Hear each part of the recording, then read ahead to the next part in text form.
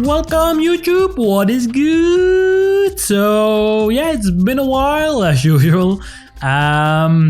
Because of the health issues in the world, we all know what we're talking about. We had some time on our hands to create something different. And well, this is the result. It's the studio set for YouTube. So I will deconstruct this and let's just dive straight into it. So let's first start with the tabletop. The tabletop has been made of old doors attached together, sanded them down, painted them again, put varnish on top of it, so that in the end we had one big tabletop which we could use. The reason I went for black is because I like the vibe I'm creating now with all the yellow tones and the black. It creates that certain kind of contrast in the image. Now it's a bit moodier in regards of lights, so let's deconstruct how I've managed to put up these lights. It took me 2 days to get this entire setup set up, so let's deconstruct everything.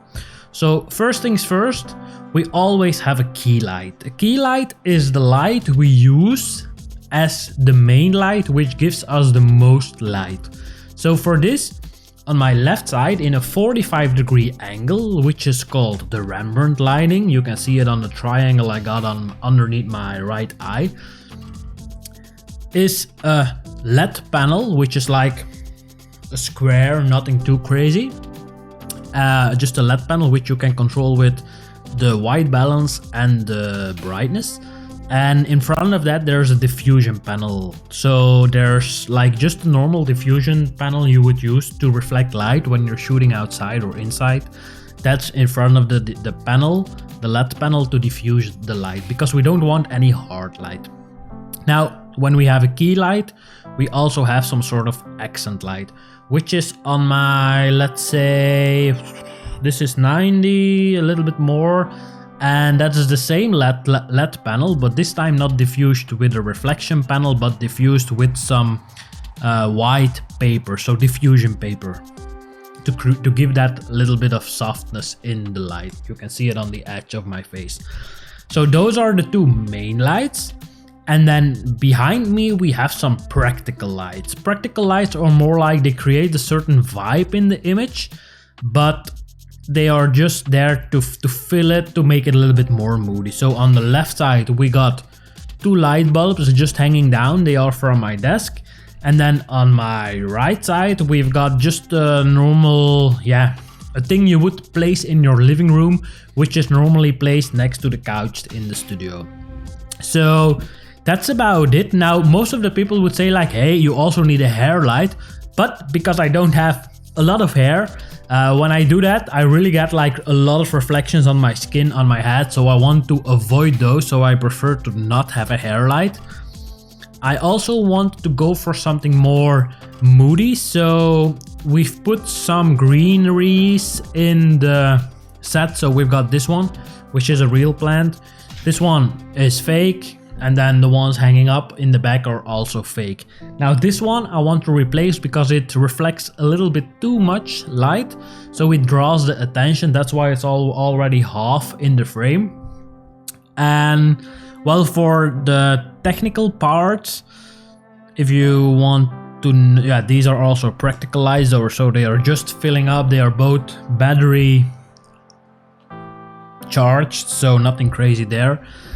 So how is this recording? The technical part, I'm recording the vlog as always with the Fuji X-T3.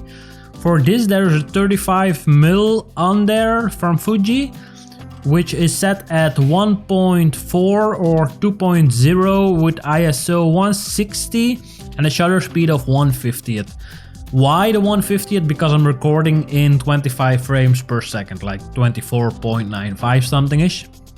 So that's away from me like 3 meters, I think. And then on the table here, you can see the Rode Procaster, which is connected with an XLR cable straight into the computer, which is, my desk is over there. So yeah, and then I sync them up in Premiere, I edit them out, and then everything will be fine. Also, the background is something I've customly created. Normally it would have been for a shoot, but because of the health issues, well, yeah, the background will probably be used at a later stage when everything goes back to normal.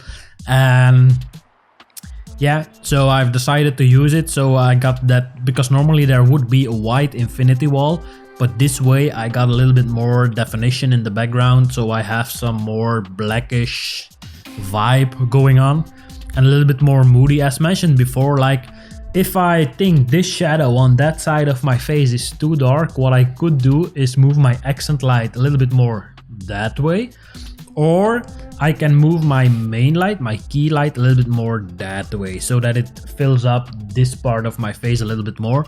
But for now I'm happy the way it is. So if you got questions about this setup, don't hesitate to get in touch with me. If you like it, let me know by hitting that like button. Don't forget to subscribe and hit that notification bell to get updated when new updates are there. And yeah, don't forget to check the YouTube channel and my Facebook and Instagram, because I will be doing some more live streaming when retouching images. And that's it for now, and I'll see you when I see you. Ciao, ciao.